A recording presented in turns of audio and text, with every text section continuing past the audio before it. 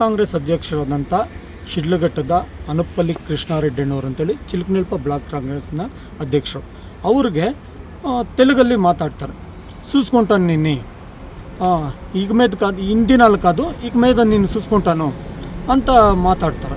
ಅಂದರೆ ನೋಡ್ಕೊಳ್ತೀನಿ ನಿಮ್ಮನ್ನು, ಇನ್ನು ಇಷ್ಟು ದಿನ ಅಲ್ಲ ಇನ್ನು ಮೇಲೆ ನೋಡ್ಕೊಳ್ತೀನಿ ನಿಮ್ಮನ್ನು ಅಂತ ಹೇಳ್ತಾರೆ. ಅಂದಾಗ ನಮಗೆ ನಾನೊಬ್ಬ ಯೂತ್ ಕಾಂಗ್ರೆಸ್ನ ಕಳೆದ ಬಾರಿ ಶಿಡ್ಲಘಟ್ಟ ಬ್ಲಾಕ್ನ ಅಧ್ಯಕ್ಷನಾಗಿದ್ದೀನಿ, ಸೇವೆ ಸಲ್ಲಿಸಿದ್ದೀನಿ.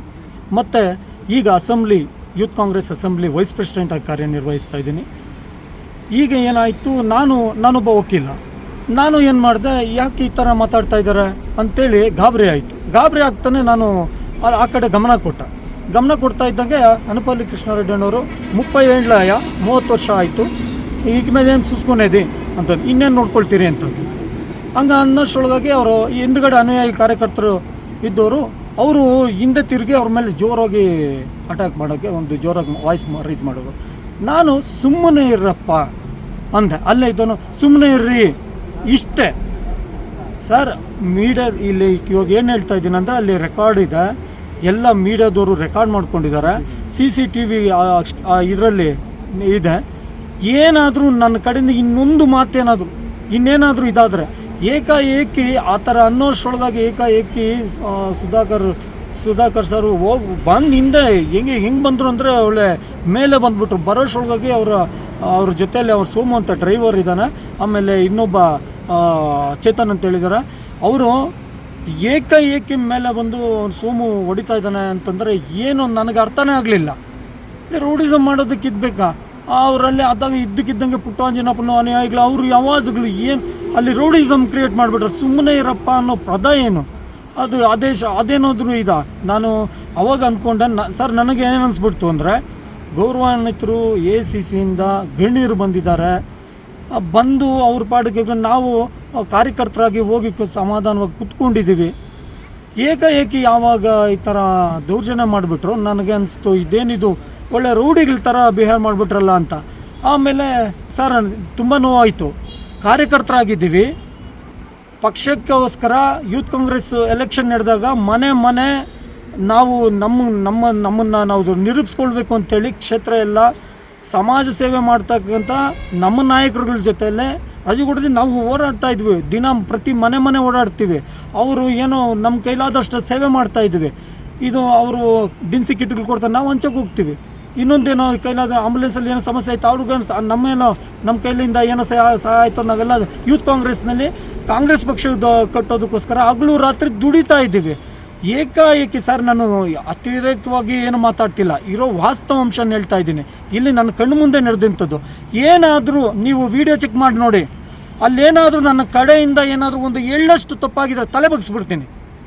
ನನ್ನ ಕಡೆಯಿಂದ ನಮ್ಮದು ಇಲ್ಲ ನಮ್ಮವ್ರ ಕಡೆಯಿಂದ ಏನಾದರೂ ಎಳ್ಳಷ್ಟು ಸಮಸ್ಯೆ ಇದ್ರೆ ತಲೆ ಬಗ್ಸ್ಬಿಡ್ತೀವಿ. ದಿಢೀರ್ನೇ ಅವ್ರು ಯಾಕೆ ಆ ಥರ ತಾಳ್ಮೇಲೆ ಕಳ್ಕೊಂಡು ಒಬ್ಬ ಉಸ್ತುವಾರಿ ಸಚಿವರಾಗಿ ನಿರ್ವಹಿಸಿದಂಥವ್ರು, ಮಾಜಿ ಸಚಿವರು, ಈಗ ಹಾಲಿ ಶಾಸಕರು. ಸರ್ ಅಧಿಕಾರ ಶಾಶ್ವತ ಅಲ್ಲ ಸರ್. ಯಾವತ್ತು ನಮ್ಮಂಥ ಕಾರ್ಯಕರ್ತರು ಕಷ್ಟಪಟ್ಟು ದುಡಿದು ಅವ್ರನ್ನ ಹೆಗಲ ಮೇಲೆ ಎತ್ಕೊಂಡು ಓಡಾಡಿದ್ರೇ ಅವ್ರಿಗೆ ಅಧಿಕಾರ ಸರ್. ಸುಮ್ಮನೆ ಬರಲ್ಲ, ಪುಕ್ಸಾಟಿ ಬರಲ್ಲ ಸರ್. ನಮ್ಮ ರಾತ್ರಿ ಹಗಲು ದುಡಿಮೆ, ನಮ್ಮ ಪರಿಶ್ರಮ, ನಮ್ಮ ಕಷ್ಟ, ನಮ್ಮ ಬೆವರು, ಹಗಲು ರಾತ್ರಿ ಬಿಸಿಲಂತೆ ಗಾಳಿ ಚಳಿ ಅಂತೆ ಅವರು ನಾವು ಮನೆ ಸಂಸಾರ ಕುಟುಂಬ ಎಲ್ಲ ಬಿಟ್ಟು ಬಂದು ಪಕ್ಷ ಸಂಘಟನೆಗಳಲ್ಲಿ ಎಷ್ಟೊಂದು ಸಕ್ರಿಯವಾಗಿ ತೊಡ್ಕೊಡ್ತೀವಿ ಸರ್. ನಮಗೆ ಯಾಕೆ ಸರ್ ಈ ಥರ? ಸರ್ ಅವ್ರ ಹತ್ರ ಅಧಿಕಾರ ಇರ್ಬೋದು, ನಮ್ಮಂಥವ್ರ ಮೇಲೆ ಬಂದುಬಿಟ್ಮೇಲೆ ನಾನೊಬ್ಬ ವಕೀಲ, ಅವ್ರಿಗೆಲ್ಲ ಚೆನ್ನಾಗಿ ಗೊತ್ತು ಸರ್, ಎಲ್ಲ ವಿಚಾರ ಗೊತ್ತು. ಉದ್ದೇಶಪೂರ್ವಕವಾಗಿ ಯಾವುದೋ ಇಟ್ಕೊಂಡು ಮೇಲೆ ಬರ್ತಾರೆ ಅಂದರೆ ಎಲ್ಲಿಗೆ ಹೋಗಿ ನಿಲ್ಲುತ್ತೆ ಸರ್ ಇದು? ಸರ್ ನಾನಂತೂ ನೇರವಾಗಿ ಹೇಳ್ತೀನಿ, ಇಂಥ ವ್ಯಕ್ತಿಗಳು ಇಷ್ಟೊಂದು ಅತಿರೇಕವಾಗಿ ವರ್ತನೆ ಮಾಡೋವಂಥವ್ರು ನಮಗೆ ಅವಶ್ಯಕತೆ ಇಲ್ಲ ಅನಿಸ್ಬಿಡ್ತು ಸರ್. ಈಗ ಇದಕ್ಕಾಗಿ ಹೊಡೆದ್ರು, ಎಲ್ಲಿ ಹೊಡೆದ್ರು ಸರ್?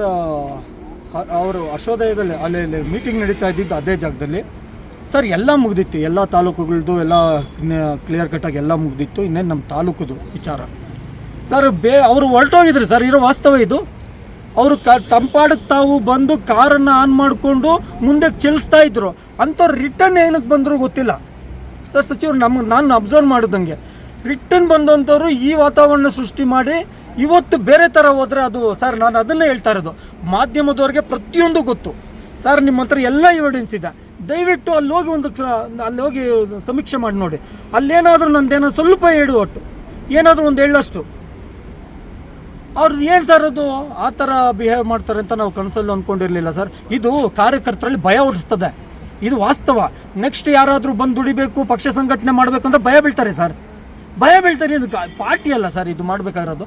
ಸರ್ ಅವ್ರ ವೈಯಕ್ತಿಕ ದ್ವೇಷ ಏನಾದರೂ ಇದ್ಕೊಂಡ್ಲಿ, ಇಲ್ಲ ಏನಾದರೂ ನಾನು ಕೆಡ್ದಾಗ ಅಂತಿದ್ದಿದ್ರೆ, ಅವ್ಯಾಚಕ ಪದಗಳ ಬಳಕೆ ಮಾಡಿದಿದ್ರೆ, ಇಲ್ಲ ಇನ್ನೇನಾದರೂ ವಿಚಾರ ಇದ್ದಿದ್ರೆ ಅವ್ರು ಕೇಳಲಿ ಬಿಡಿ ಸರ್.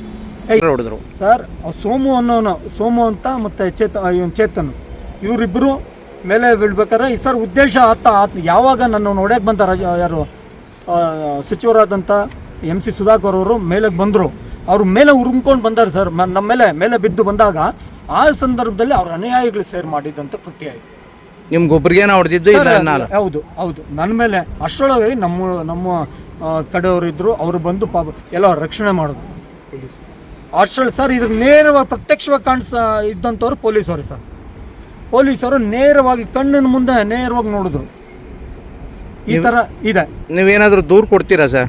ಸರ್ ಇದು ಪಕ್ಷದ ವಿಚಾರ. ನಾವು ಖಂಡಿತವೂ ಕೂಡ ಪಕ್ಷದ ಹಿರಿಯ ಮುಖಂಡರಿಗೆ ನಾವು ಇಲ್ಲಿ ಸಮಾಲೋಚನೆ, ನಾನು ಯಾರಿಗೆ ಹೇಳ್ಬೇಕು, ಹಿರಿಯರ ಸಲಹೆ ತೊಗೊಂಡು ಖಂಡಿತವಾಗ್ಲೂ ನಾನು ನಮ್ಮ ಸನ್ಮಾನ್ಯ ಮುಖ್ಯಮಂತ್ರಿಗಳಾದಂಥ DK ಶಿವಕುಮಾರ್ ಸರ್ಗೆ ಮತ್ತು AICC ಅವ್ರಿಗೂ ಕಳಿಸ್ತೀನಿ. ನಮ್ಮ ಪ್ರೆಸಿಡೆಂಟ್ ಪಾರ್ಟಿ ಸಂಬಂಧಪಟ್ಟಂಥ KPCC ಅಧ್ಯಕ್ಷರಿಗೂ ಕಳಿಸ್ತೀನಿ.